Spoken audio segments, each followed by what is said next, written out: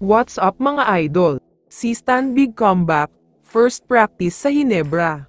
Pero bago mo sana ipagpatuloy ang panonood mo, ay huwag mong kalimutan na mag-subscribe bilang suporta sa aking YouTube channel. Maraming salamat idol. Maraming mga fans ang sobrang nag-aalala at nangangamba sa sunod-sunod na laban ng Barangay Hinebra. Sa kasalukuyan ay naipanalo nila ang dalawang unang laban kontra sa NLEX Road Warriors at Phoenix Fuel Masters.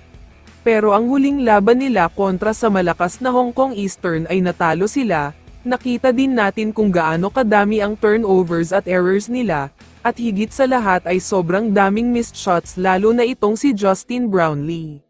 Mukhang hindi sapat na si Troy Rosario lang ang kinuha nila, dahil kung napansin nyo ang laro ni Troy ay hindi siya mahilig mag-takeover sa opensa. Mas gusto niyang gumagawa ng puntos kapag nanggaling sa offensive rebounds. Kaya naman ang kailangan ng Hinebra sa ngayon, ay magkaroon ng katulong si Brownlee sa opensa, yung tipo ng player na kahit kailan niya gustong gumawa ng puntos ay magagawa niya, ready to take over ika nga. Perfect sa description na yan ay itong controversial player at former Hinebra na si Christian Standhardinger. Alam naman natin na simula noong nag-announce siya ng retirement, wala nang iba pang naging balita tungkol sa kanya. Pero ayon sa mga source, hindi daw talaga totoo ang retirement niya sa PBA at sa basketball. Ang totoo nga daw niyan ay may secret negotiation siya sa Barangay Hinebra, at nakikipag-usap din sa Terra Firma na bitawan na siya. Hindi kasi siya pwedeng lumipat at maglaro sa ibang team kung hindi siya bibitawan ng Terra Firma. Magkaiba sila ng kaso ni Rosario na naging unrestricted free agent kaya malayang nakalipat sa Hinebra. Si Stan ay hindi pa ganyan. Pero ayon sa mga kumakalat na post sa social media, kasama na daw si Stan sa practice ng Hinebra, kailangan daw kasi talaga siya ni Coach Tim ngayon, dahil masyadong mabigat at mahirap at sunod-sunod na laban nila.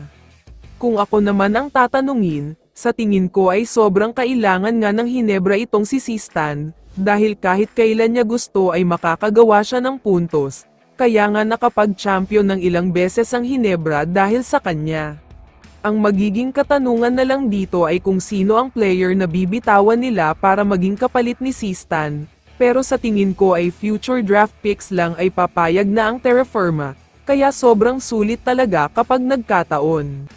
Kaya naman kung ikaw ang tatanungin idol, ano ang masasabi mo sa balitang ito?